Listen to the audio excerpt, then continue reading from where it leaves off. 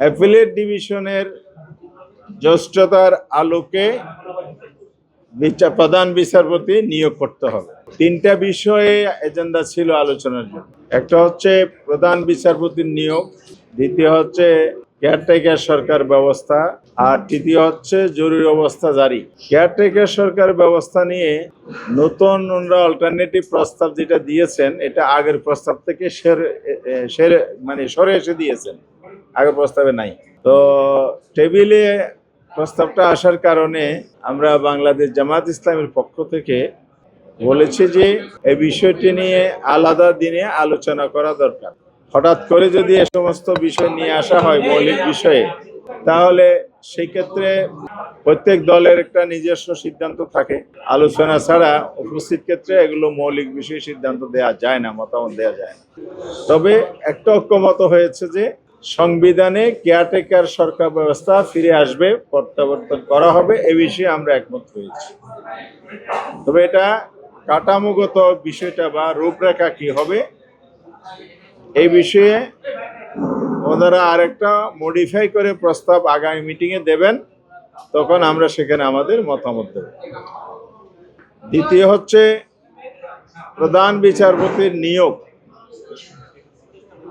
বিদ্যমান যে সংবিধানে আছে সেখানে সংশোধনী আনাটা হচ্ছে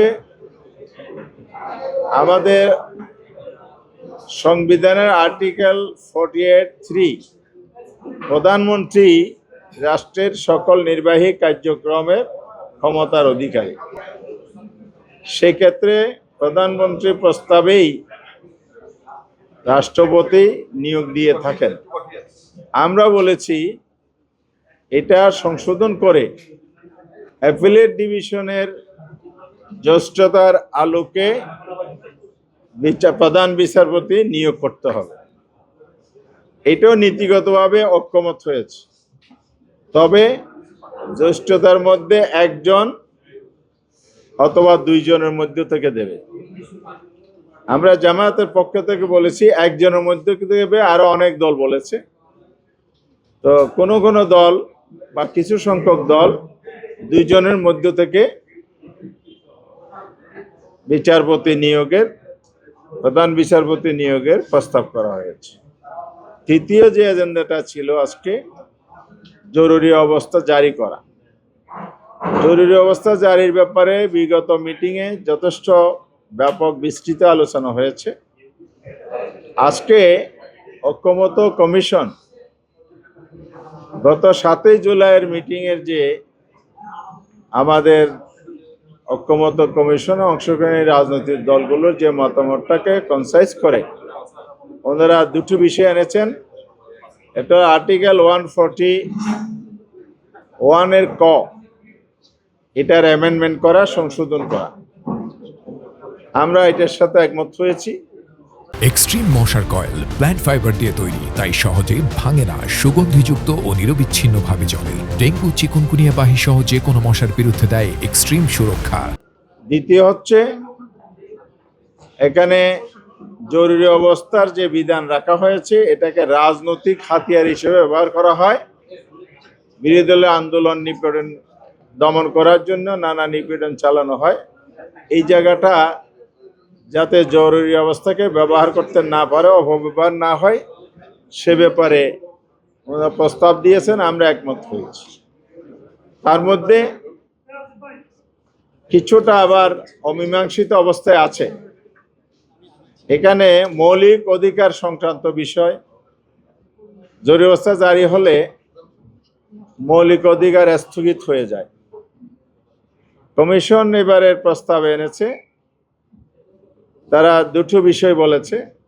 একটা হলো মানুষের যে জীবন রাখার রাইট টু লাইফ, যেটা বলে বেঁচে থাকার অধিকার, তার শারীরিক মানসিক সুস্থতা নিয়ে জীবনযাপনের যে অধিকারটার সুরক্ষা করা।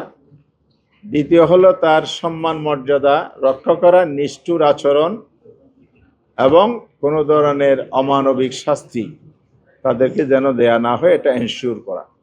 আমরা এই দুটোর সাথে একমত হয়ে তৃতীয় আরেকটা যোগ করেছি, সেটা হচ্ছে বিচার প্রাপ্তির যে অধিকার আছে, কারণ আইনে থাকলেও স্বৈরাচারী শাসকগণ আইন লঙ্ঘন করে কিন্তু অনেক সময় মানুষের এই মর্যাদা হানিকর নিষ্ঠুর আচরণগুলো করে।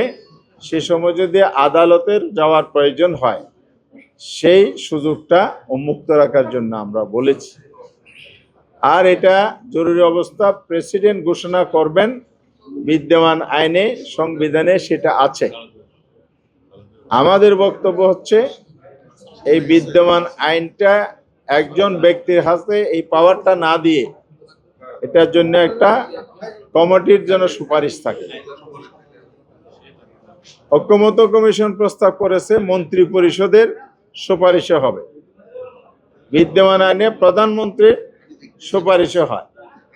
তো প্রধানমন্ত্রী আর মন্ত্রী পরিষদ তো একই সরকারি দলের অন্তর্ভুক্ত হবে যদি কোনো দলীয় সরকার গঠিত হয়, যে দুটোর মধ্যে কোনো পার্থক্য নেই।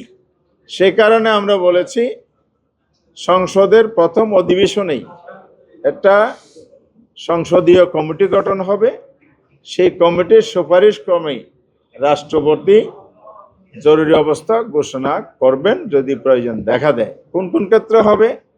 বিদ্যমান সংবিধানে বলা আছে যুদ্ধ যদি হয়, বহিরাক্রমণ হয়, এখানে প্রাকৃতিক দুর্যোগ এবং মহামারী যুক্ত করা, সেই সাথে দেশের অখণ্ডতা, স্বাধীনতা, সার্বভৌমত্বের সুরক্ষা, এক্ষেত্রে যদি কোনো হুমকি তৈরি হয় সেক্ষেত্রেও জরুরি অবস্থা ঘোষণা করা যাবে। মৌলিকভাবে যে এই জায়গাটায় একটু ডিফারেন্স অফ অপিনিয়ন আছে যে মন্ত্রী পরিষদ করবে না সংসদীয় কমিটি করবে, আবার কেউ কেউ বলেছে ফুল পার্লামেন্টের অধিবেশনে করবে। তা আমরাও বলেছি, ঐকমত্য কমিশন একই কথা বলেছে, সারা দেশ থেকে এই জরুরি অবস্থা ঘোষণার প্রেক্ষাপট তৈরি হলে সংসদ সদস্য অধিবেশন করে আলোচনা করে আসলে জরুরি অবস্থা ঘোষণাটা ডিফিকাল্ট। সেই কারণেই বলা হয়েছে একটা ছোট্ট বডির মধ্যে এটা করা। আর মন্ত্রী পরিষদে যদি করে, একটা হলো দলীয় দৃষ্টিভঙ্গিতে যদি আবার অভাব ব্যবহারের প্রশ্ন উঠে যায়, দ্বিতীয় হচ্ছে মন্ত্রী পরিষদে আমাদের দেশে কিন্তু এত ছোট হয় না। ছোট বডি করতে হলে সব দলের অংশগ্রহণের ভিত্তিতে সরকারি দল বিরোধী দল সবাই মিলে যদি একটা সংসদীয় কমিটি হয়ে যায়, তাহলে এখানে সবার পার্টিসিপেশন থাকলো এবং একটা প্রপার ওয়েতে জিনিসটা হ্যান্ডেলিং হবে এবং যথাযথ বিবেচনা পরিস্থিতি বিচার বিশ্লেষণ করেই এটা প্রেসিডেন্ট সিদ্ধান্ত দেওয়ার একটা সুযোগ তৈরি হবে। এই জন্য আমরা সংসদীয় কমিটির মাধ্যমে বলেছি। তবে এই বিষয়টিও কিছু ঐক্যমত হলো, একটি পার্ট ঐক্যমত হলো, পুরোপুরি ঐক্যমতে আসে নাই। পরবর্তী মিটিংয়ে এটা আলোচনা হবে।